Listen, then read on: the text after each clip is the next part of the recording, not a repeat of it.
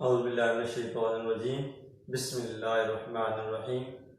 I am Kashif Riaz and you are watching my YouTube channel Physics with Kashif Riaz. Today we discuss the topic equilibrium. What is equilibrium? Equilibrium क्या होता है? Equilibrium को अगर हम define करते हैं तो हम इसको इस तरह डिफाइन करते हैं कि if a body is at rest or are moving with uniform velocity under the action of several forces or are torques, मतलब हम ये कहते हैं कि जब कोई भी चीज या तो वो रेस्ट में है या वो मोशन कर रही है, लेकिन कौन सी मोशन कर रही है? हम कहते हैं यूनिफॉर्म मोशन। अब यूनिफॉर्म मोशन को हम क्या कहते हैं? यूनिफॉर्म मोशन क्या होती है? हम कहते हैं जब कोई भी ऑब्जेक्ट जो है उसकी विद रिस्पेक्ट टू टाइम उसकी रफ्तार में चेंज ना आए, ना ज्यादा हो ना कम हो, मुस्तकिल रहे, यूनिफॉर्म कांस्टेंट रहे। जब कोई भी चीज कांस्टेंट वेलोसिटी के साथ मोशन कर रही है या वो रेस्ट में है, हालांकि उसके ऊपर बहुत सारी फोर्सेस लग रही हैं, लेकिन उन फोर्सेस का इफेक्ट किसी भी चीज के ऊपर जीरो हो। जब एक ऑब्जेक्ट रेस्ट में है, आल्दो उसके ऊपर बहुत सारी फोर्सेस अप्लाई हो रही हैं, उन फोर्सेस का इफेक्ट जीरो है। फिर अगर एक ऑब्जेक्ट मोशन कर रहा है, आल्दो उसके ऊपर बहुत सारी फोर्सेस अप्लाई हो रही हैं, लेकिन उन फोर्सेस का इफेक्ट भी क्या है? जीरो है। तो हम ये क्या कहते हैं? ये क्या पास इक्विलिब्रियम है। या हम कहते हैं कि हम किसी भी ऑब्जेक्ट के ऊपर फोर्स अप्लाई करते हैं, तो वो फोर्स उस ऑब्जेक्ट के अंदर किसी किस्म का चेंज नहीं लाती। मतलब ये है कि एक ऑब्जेक्ट ट्रांसलेटरी मोशन कर रहा है। Translatory mean moving along a straight path. फिर रोटेशनल मोशन कर रहा है। Rotational mean moving in a circular path. अगर एक ऑब्जेक्ट ट्रांसलेटरी मोशन कर रहा है या वो रोटेशनल मोशन कर रहा है, ये दो मोशन मतलब एक ऑब्जेक्ट अगर कर रहा है उसके ऊपर अगर आप फोर्सेस अप्लाई करते हैं तो वो फोर्सेस उसके अंदर किसी किस्म का चेंज नहीं ला सकती, जिसको हम किसका नाम देते हैं? ये इक्विलिब्रियम है। ठीक है। जैसे for example book is lying on the table, आपने किताब को मेज पे रख दिया है। अब फोर्स ऑफ ग्रेविटी से डाउनवर्ड खींच ली, लेकिन आपकी बुक नीचे नहीं जा रही। नॉर्मल फोर्स से अपवर्ड खींच ली है, आपकी बुक ऊपर भी नहीं जा रही। अब इन दोनों फोर्सेस का इफेक्ट असल में क्या है? जीरो हो गया। तो आपकी बुक किस में? इक्विलिब्रियम में।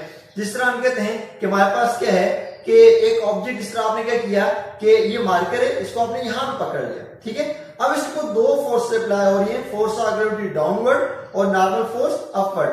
लेकिन ना नॉर्मल फोर्स को ऊपर को लेके जा रही है और ना ही वेट फोर्स से नीचे की तरफ लेके आ रही है। मतलब फोर्स से अप्लाई होने के बावजूद उनका इफेक्ट किसी चीज पे जीरो हो, तो हम कहते हैं वो ऑब्जेक्ट किस में है? इक्विलिब्रियम में है। ठीक है। तो मतलब हम यहां पे इसको ऐसे कह सकते हैं कि अगर फोर्स जीरो है, when F equals to zero, then हम ये कहते हैं कि acceleration is also equals to zero.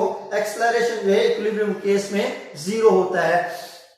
क्यों जीरो होता है? क्योंकि फोर्सेस का इफेक्ट क्या होता है? जीरो होता है। ये चीज आपने याद रखनी है कि फोर्सेस का इफेक्ट जीरो होता है। ये वजह है एक्सेलरेशन की वैल्यू क्या होती है? जीरो होती है, क्योंकि ऑब्जेक्ट जो है वो यूनिफॉर्म वेलोसिटी के साथ मोशन कर रहा है, उसकी रफ्तार में चेंज नहीं आ रहा। जब रफ्तार में चेंज ना आए तो हम किसका नाम देते होते हैं? हम कहते हैं रफ्तार में चेंज नहीं आया तो एक्सेलरेशन प्रोड्यूस नहीं होगा। या इसको आप ऐसे भी डिफाइन कर सकते हैं, तीसरी डेफिनेशन आप ये कह सकते हैं, when acceleration produce in a body is equals to zero. When acceleration produced in a body is equals to zero, then it is called equilibrium। हम कहते हैं ये क्या है? इक्विलिब्रियम।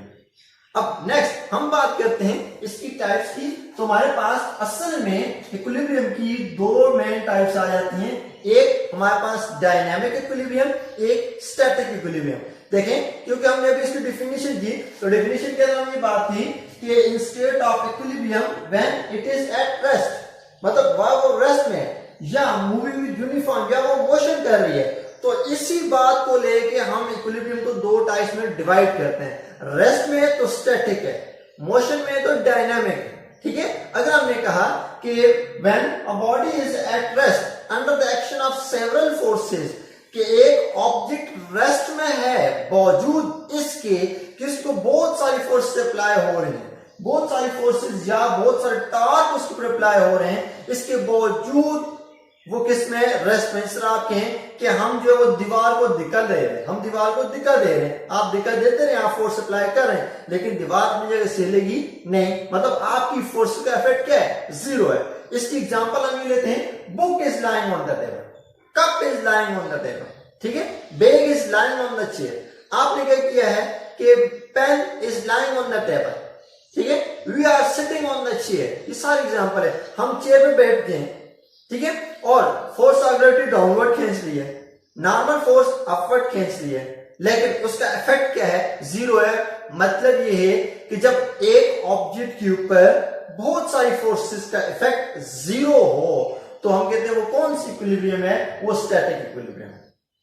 इसी तरह अगर दूसरा डायनेमिक, डायनेमिक मीन होता है मोशन, इस तरह एक ऑब्जेक्ट के ऊपर बहुत सारी फोर्स अप्लाई हो रही है, बावजूद फोर्सेस अप्लाई होने के बावजूद वो ऑब्जेक्ट की स्टेट में चेंज नहीं लाती, मतलब वो उसकी स्पीड को ना ज्यादा करती है ना कम करती है, तो ये आपके पास क्या डायनेमिक है। When a body is moving with uniform velocity, when a body is moving with uniform velocity, जब एक बॉडी यूनिफॉर्म वेलोसिटी के साथ मोशन कर रही है, यहां तक कि उसके ऊपर बहुत सारे फोर्सेस या बहुत सारे टॉर्क पैदा हो रहे हैं, मतलब अब एग्जांपल क्या हो सकती है, एग्जाम्पल क्या हो सकती है, देखें आप पास जो सीडी है, सीडी, ठीक है, जिसको आप जो कंप्यूटर के अंदर डालते हैं, ठीक है, सीपीयू सीडी रोम में, अब सीडी रोम या सीडी डालते हैं तो वो कांस्टेंट वेलोसिटी ऐसे रोटेट कर रही होती है, मोशन कर रही होती है, हालांकि उसको फोर्सेस और भी बहुत सारी लग रही है, लेकिन वो फोर्सेस की स्पीड में चेंज नहीं लाती। ये आपका कौन सा इक्विलिब्रियम आ गया,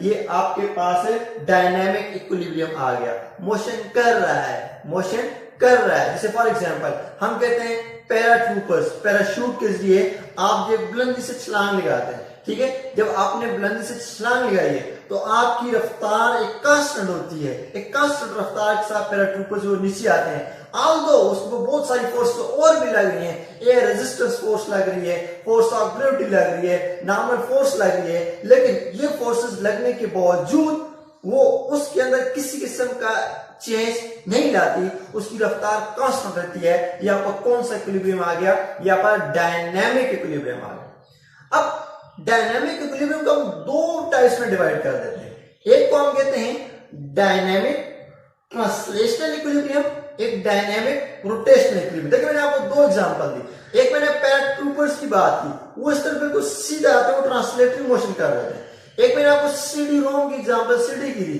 वो रोटेटरी कर रही है। तो on the base of this two example हम डायनामिक इक्विलिब्रियम को दो डायनामिक जो है डायनामिक रोटेशनल इक्विलिब्रियम, डायनामिक जो इक्विलिब्रियम को हम दो टाइप्स में डिवाइड कर देते हैं, एक को हम कहते हैं डायनामिक ट्रांसलेशनल इक्विलिब्रियम और एक को हम कहते हैं डायनामिक रोटेशनल इक्विलिब्रियम। अगर हम कहते हैं if a body is moving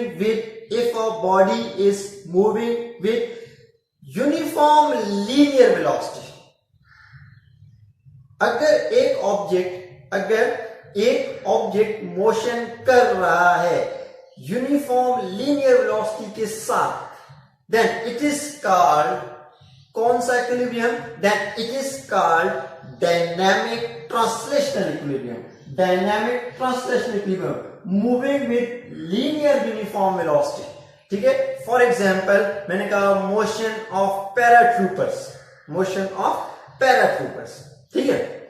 फिर इस तरह आप ये भी एग्जांपल ले सकते हैं, कार इज मूविंग विद, जिस तरह हम कहते हैं कि कार जो 120 मीटर पर सेकंड की रफ्तार के साथ मोशन कर रही है, मतलब उसकी रफ्तार कांस्टेंट आ गई 120, ना ऊपर जा रही है ना नीचे जा रही है, ऑल्दो उसके ऊपर फोर्स और भी बहुत सारी लग रही है, लेकिन वो फोर्सेस का इफेक्ट जीरो है, तो वो ट्रांसलेशनल आ गया, वो अपना डायनामिक ट्रांसलेशनल इक्विलिब्रियम आ गया। Number 2 dynamic rotational equilibrium. अब यहां पे आपका डायनामिक रोटेशनल इक्विलिब्रियम क्या आ गया, moving with angular uniform velocity.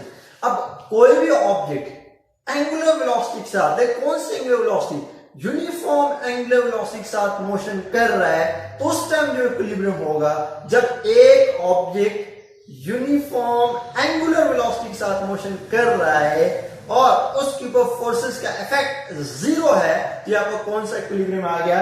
ये डायनेमिक रोटेशनल इक्विलिब्रियम आ गया।